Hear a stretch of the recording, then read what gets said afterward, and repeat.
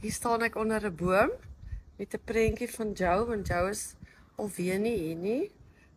Stoksiel alleen staan ek hier, maar Joe is in ons harte.